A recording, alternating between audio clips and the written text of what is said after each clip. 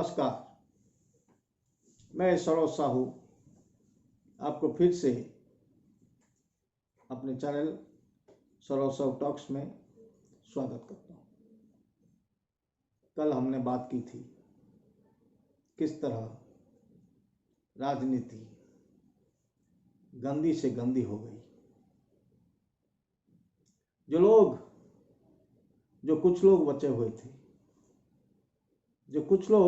बचे हुए थे जिनके अंदर इंसानियत जिंदा था, या तो उनको मार दिया गया या वो खुद मर गए।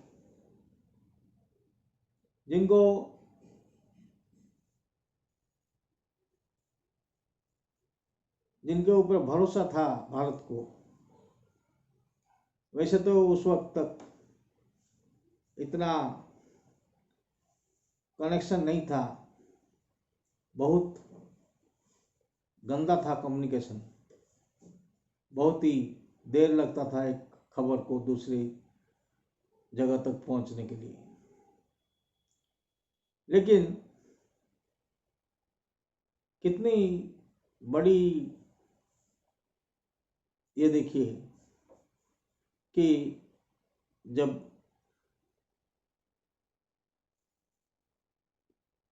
संविधान को बनाया गया, बोला गया कि संविधान 4 स्तंभों पर खड़ा होगा,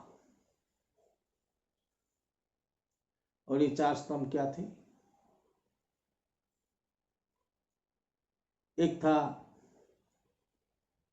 पॉलिटिकल लीडरशिप, एक था ऑफिशियल लीडरशिप, एक था जुडिशियरी, और चौथा था जर्नलिज्म। तो जब ये बात तय की गई, तब ये भी बात तय की जाती कि जर्नलिस्ट को तनख्वाह कौन देता है, जर्नलिस्ट जीता कैसे है, जर्नलिज्म चलता कैसे है, न्यूज़पेपर कौन चलाता है, गरीब आदमी चलाता है कि अमीर आदमी चलाता है? गरीब आदमी के पल्ले सिर्फ खबर लाना पड़ता है, खबर लाने की ड्यूटी गरीब आदमी को दिया जाता है, और अमीर आदमी उसे छापने या इनकार करने का हक रखता है। वैसे ही जुडिशरी में हुआ कि जितना बड़ा वकील, वकालत से लोग जुडिशियल सिस्टम को गए, मतलब जज बने, मजिस्ट्रेट बने, और ये नियम नहीं बनाया गया कि जब वो जज या मजिस्ट्रेट बनते हैं तो उनके पास जो फाइल्स थे, उनके जो क्लाइंट्स थे, वो क्लाइंट्स वो दूसरे को ट्रांसफर करते हैं। ऐसा नहीं हुआ। उनके बगैर उनके बेटों, उनके दामादों या उनके जूनियर्स ने वो ऑफिस संभाल लिया, और ऐसे में आप किस तरह का एक जस्टिस की आशा रख सकते हैं? Justice denied, justice delayed is justice denied, justice hurried is justice buried हुआ। लोगों को सिर्फ इसके लिए लटकाया रखा गया कि अगर इसको छोड़ दिया गया तो हमें पैसा नहीं मिलेगा। लोगों को सिर्फ टेम्पररी राहत दिया गया और कम पैसे में काम चलाया गया, लेकिन ज्यादा बार के उसको टांग के रखा गया। ऑफिशियल्स ने देखा कि हम आईएएस पास करके आते हैं, हम क्लास 6 क्लास 7 या बिल्कुल अनपढ़ मंत्री के साथ उसका गाली सुनते हैं, उसके पीछे फाइल लेके भागते हैं। उनका एक ईगो हट हुआ, उन्होंने अपना एक सेटिंग बनाया, मंत्री के लिए कुछ निकाला और अपना कुछ निकाला। मंत्री जो बन के आया वो अपना घर बार बेच के, लोगों को पी के पिला के, खा के खिला के, गाड़ियों में घुमा के,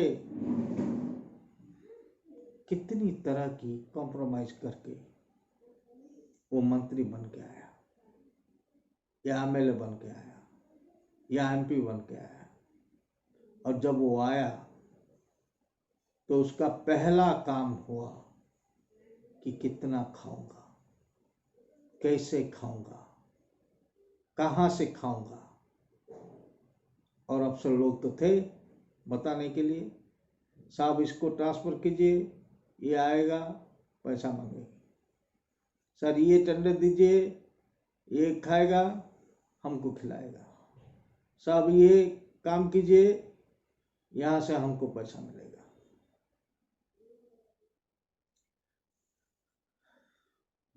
तो ये जो एक चक्का बना, जिस चक्के के ऊपर, जिन 4 चक्कों के ऊपर भारत को तय करना था अपनी सफर, एक चक्का ट्रैक्टर का, एक चक्का कार का, एक साइकिल का और एक चक्का 2 व्हीलर का। इन 4 चक्कों के ऊपर जो गाड़ी रखी गई होगी, वो मेरा नाती तो पूछता है मुझसे, मॉन्स्टर ट्रक इंडिया में क्यों नहीं है? खुद इंडिया मॉन्स्टर ट्रक के ऊपर सवार है। मॉन्स्टर ट्रक को इंडिया लाने की कोई जरूरत नहीं है। बात इतनी हुई कि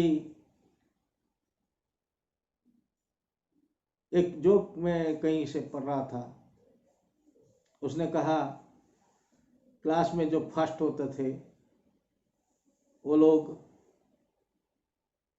इंजीनियर बने, फैक्ट्री बनाया, कंपनीज में सॉफ्टवेयर इंजीनियर बने।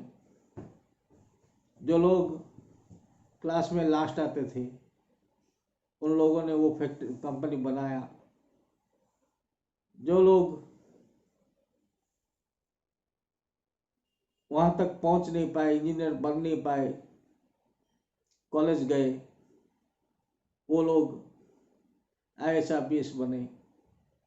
उन लोगों ने उस कंपनी को फंड्स देना शुरू किया। जो लोग कॉलेज नहीं गए वो लोग राजनीति करने लगे और उन्होंने सरकार चलाया और इन IAS को कंट्रोल किया। और उसमें मैंने एक जोड़ दिया, जिन लोगों से ये कुछ भी नहीं हुआ वो लोग एक खंबा और 2000 लेके एक बार स्विच दबा दी। यही है भारत की आवर्तमान की पिक्चर। लेकिन पिक्चर अभी बाकी है मेरे दोस्त। तो दोस्तों, ये जो सवारी हुई और भारत जिसमें सवार हुआ, ऐसा हुआ कि जहां के लोग थे, जहां के लोग नियम बनाते थे, उस राज्य को ज्यादा जाता था।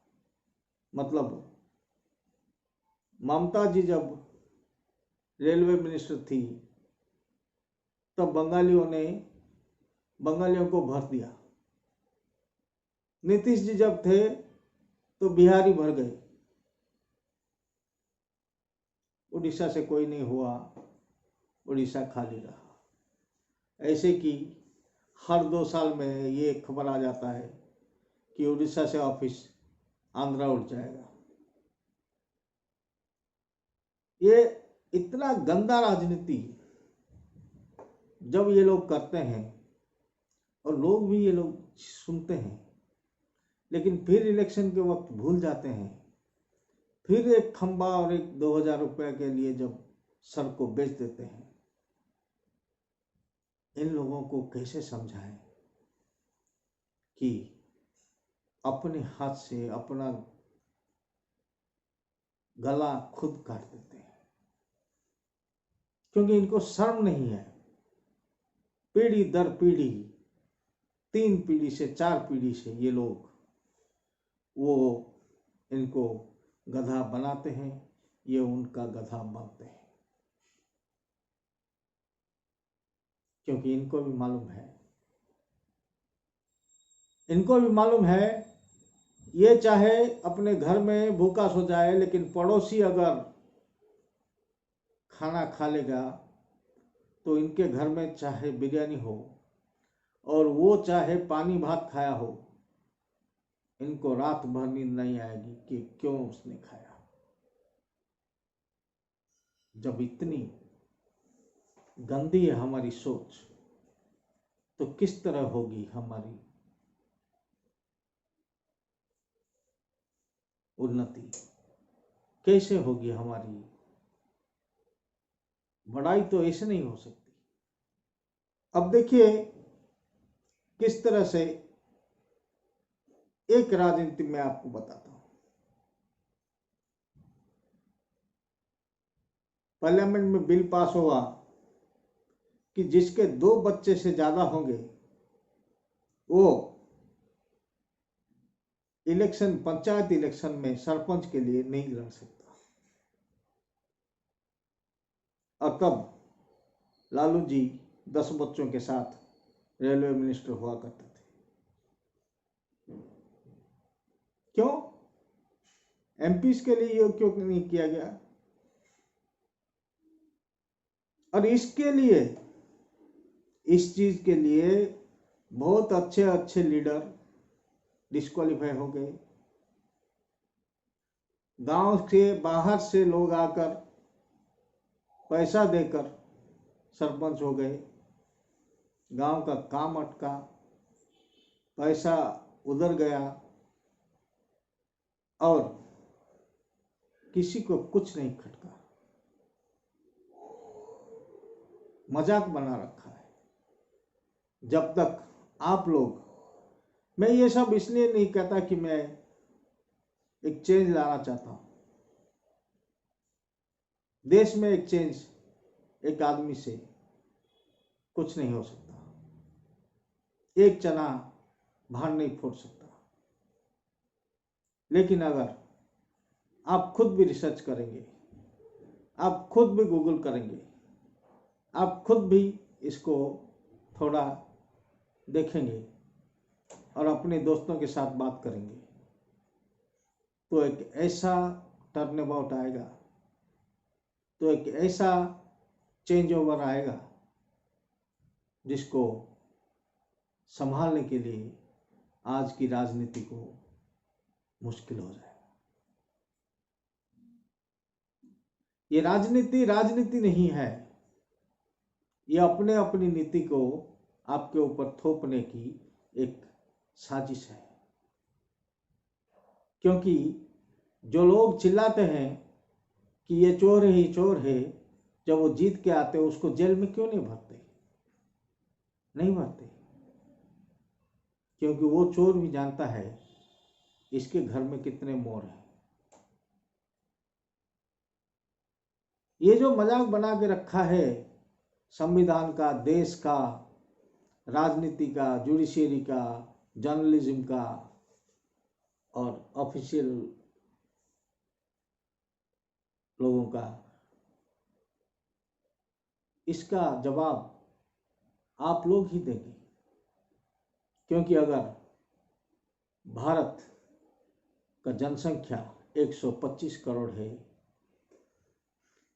और भारत को अगर हम 125 टुकड़े करते हैं तो एक टुकड़े के मालिक आप हैं। चाहे वो टुकड़ा कितना छोटा हो, कितना बड़ा हो या कहीं आसमान पर हो, लेकिन एक टुकड़ा आपके हिस्से में आता है। आपको भी कुछ कहने का हक है। कोई बात आपको ठीक न लगे तो ना सहने का हक है और अपनी आवाज बुलंद करने का हक है। और इस हक के लिए, इस अधिकार के लिए आपको एक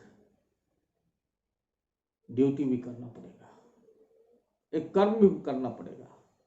वो कर्म है, आप पहले ये देखिए कि कौन सा ऐसा चीज है जो ब्रिटिशर हमारे लिए छोड़ के गए और हम उसको ढो रहे हैं।